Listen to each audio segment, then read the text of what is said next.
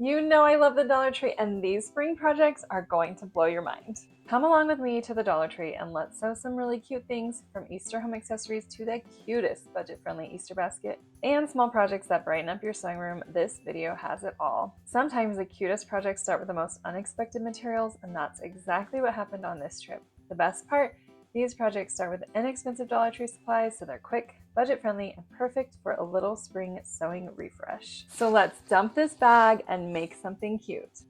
First, I'm going to show you how to make this cute bow wreath. I've had my eyes on this wooden wreath for a long time, but I haven't figured out what to do with it until now.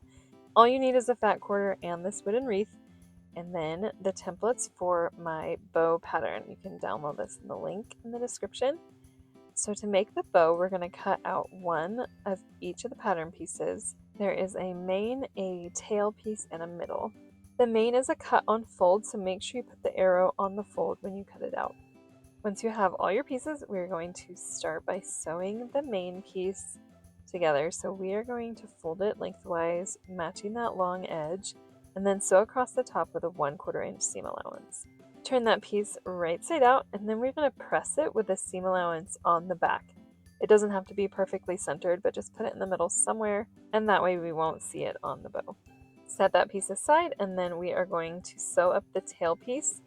This is the piece with points. We're going to sew that from the point to the middle, and then on the other side as well. So sew it up, leaving an opening in the middle, and then we are going to just trim off those corners and taper out the seam allowance just a bit so that we get a nice point there.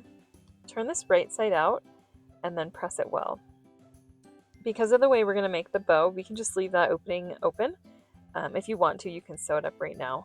Now those two pieces are done, and we're going to prep our middle piece before assembling the bow. So what we're going to do here is just fold in the edges lengthwise, matching them in the middle, press that down, and then use a glue gun to glue those edges down.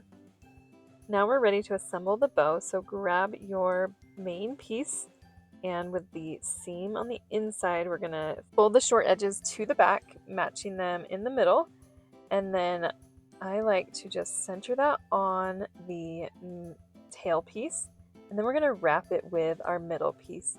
You can have the tail points either way, but I like to have the shorter edge of the tail piece on the top, and then give that some glue on the back. Just wrap that middle piece around it. It's going to be bigger than we need, and that gives you room to adjust the bow. So just do a little dab of glue, adjust the bow, and then put more glue in between the tail and the mane to hold it all together. Then you can trim off the extra of that middle piece, pull out your tail pieces, and your bow is ready to use. This can be used for so many projects, and I just love the shape of it.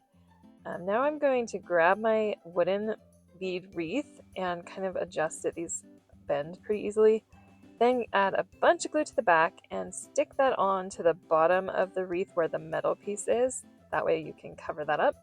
Just give it a bunch of glue, hold that in place, and your wreath is ready to use. I love the natural wood on this. I think it goes great with this fabric, but you could also paint this before adding your bow. This Dollar Tree laundry basket makes the cutest Easter basket. All it needed was a little fabric and a bow. I think this laundry basket costs $1.50, so it's a really great way to make a new Easter basket that doesn't cost you a lot of money. Grab a laundry basket. This will be in the container and household goods section. And then grab some strips from your stash. I'm using leftover jelly roll strips. You can use any fabric for this, cut into 2.5 inch strips. And the process for creating this is so simple.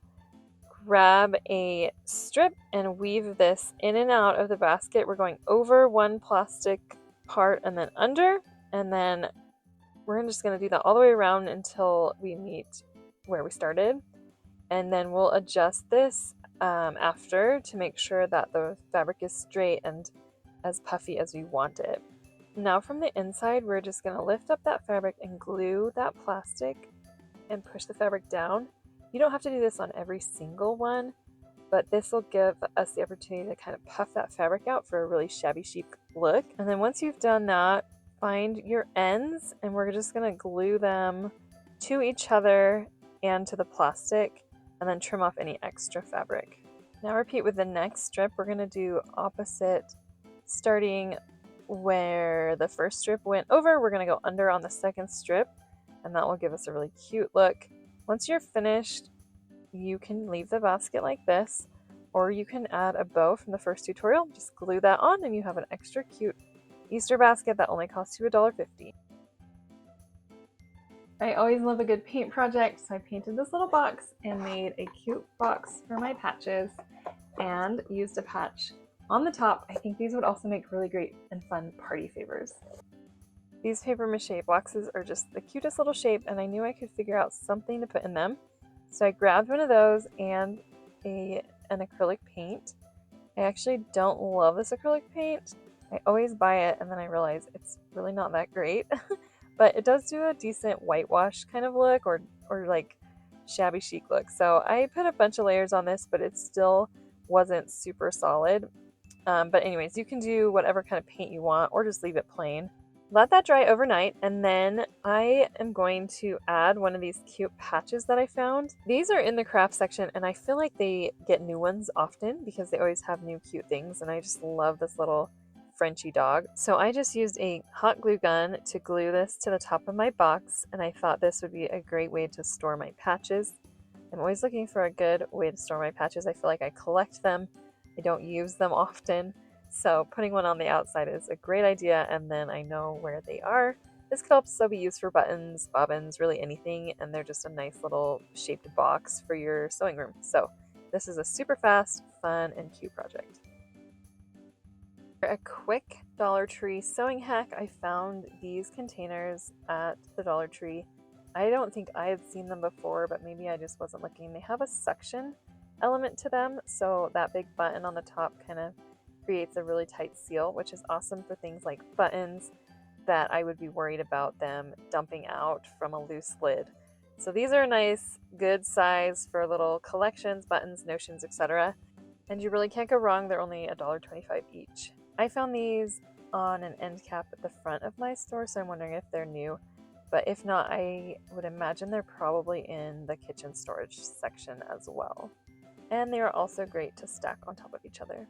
I always love a cute hand towel, and this one is adorable. I found these little things on a pillowcase and turned them into appliques. I'm going to show you how right now. These little chicks were too cute to pass up. This is a pillow cover I found in the Easter section, but I don't really see myself using it as an Easter pillow, but I wanted those little chicks. I think they're so cute, so I decided to applique these onto hand towels, and there are 6 usable chicks on this with different little features. Grab some Heat and Bond Light, grab a hand towel from the Dollar Tree, and we're just going to cut this little pillowcase up, and it will give us 6 cute appliques. I love this guy with the glasses. I think he's adorable. I also love the bunny. Cut out around the little applique more than you need, and we'll trim this down later. And then we're going to cut around the applique with Heat and Bond. We want a piece of Heat and Bond about the same size. Press your applique if it is a little folded like mine, and then press the Heat and Bond to the back. Once that has cooled, we're going to peel the backing to the Heat and Bond off, and we'll have the adhesive on our little chicken. And then we're going to use our fabric scissors to cut around. I like to leave about a 1/4 inch around most of this applique just to give it a little border. Then grab your hand towel and open it up. We're going to center this on the front. I like to use kind of the folds that come with it to help me center that. Press it on to activate that Heat and Bond, and then we're going to go ahead and applique around this with a zigzag stitch. Sew slowly with your zigzag all the way around this applique to keep it in place.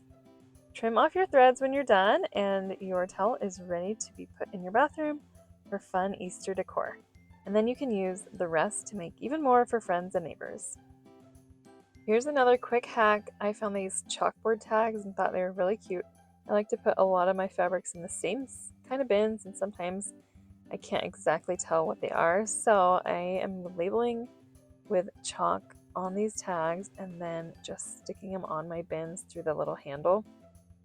After doing this with chalk, I realized this is going to rub off, so I think a paint marker would work better.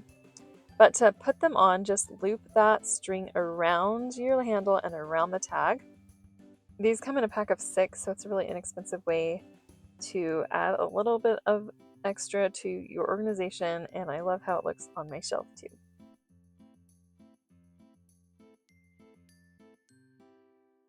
Thanks for sewing with me today. For more Dollar Tree sewing hacks, click the video above.